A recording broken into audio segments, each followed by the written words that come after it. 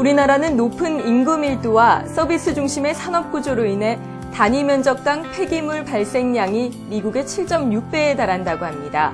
이미 EU, 미국, 일본을 비롯한 선진국에서는 신재생에너지 확대 차원에서 폐기물 에너지화 정책을 추진하고 있습니다. 우리나라도 그 중심에서 예외일 수는 없겠는데요. 제 뒤로 보이는 바로 이곳이 우리나라 녹색 성장의 중심이라고 할 수 있는 곳입니다. 폐기물 슬러지를 완벽하게 건조하여 연료 없이 에너지화하는 100% 국내에서 개발된 세계적인 기술인 건미니에시의 KR 시스템을 여러분께 소개합니다.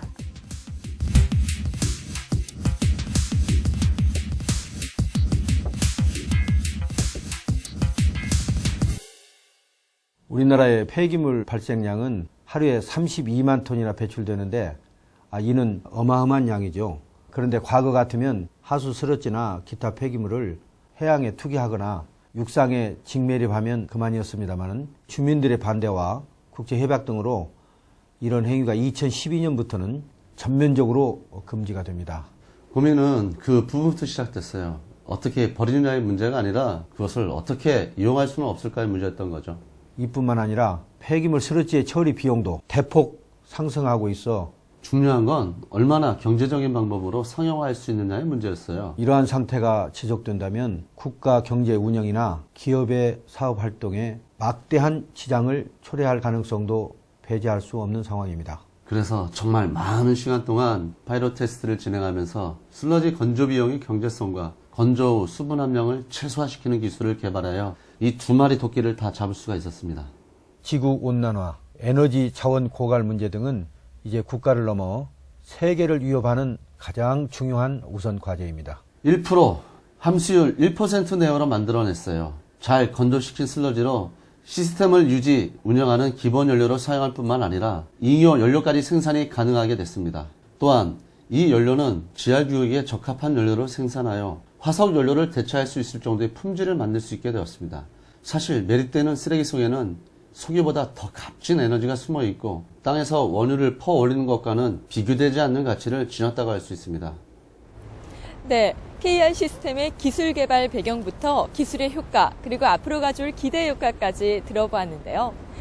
건미니에시의 KR 시스템은 21세기 녹색 성장에 알맞은 꼭 필요한 시스템이라는 생각이 듭니다. 그럼 KR 시스템의 가장 큰 효율부터 하나하나 보여드리겠습니다.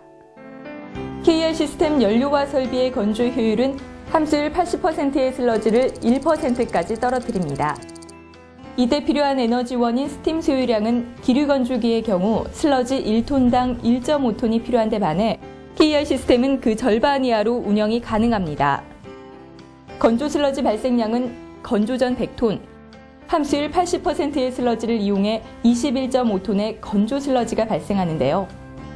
건조 슬러지의 저위 발열량은 건조 전 1kg당 500kcal에서 4,300kcal로 발열량이 증가되고 건조 슬러지 기준 하루 총 생산 열량은 9천만 kcal로 원유 60배럴과 맞먹는 경제적 효과를 창출하게 됩니다. KR 시스템의 적용 범위는 음식물 쓰레기는 물론 축산 분뇨, 공장 폐수 슬러지를 포함한 모든 유기성 폐기물의 적용 처리가 가능한 시스템입니다. 그럼 어떠한 원리를 통해 이러한 효과를 만들어낼 수 있을까요?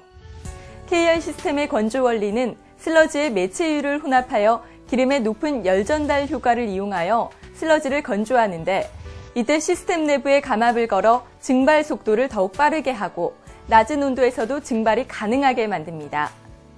이때 슬러지 건조에 사용된 기름은 외부로 배출하지 않고 99% 다시 회수하여 사용되어집니다. 이때 모든 공정이 감압된 밀폐형 시스템에서 진행되기 때문에 악취가 외부로 새어나가지 않아 도심에서도 활용 가능한 시스템입니다. 이제 공정에 대해 살펴볼까요? KR 시스템의 전체 공정은 슬러지 공급에서 건조 슬러지가 나오기까지 총 4단계로 나뉘어져 진행되는데 모든 공정은 무인 자동화 공정으로 이루어집니다. 먼저 슬러지와 매체유를 혼합 예열 탱크에 공급하여 잘 혼합하고 혼합된 슬러지는 자동으로 증발 건조기로 넘어가는데요.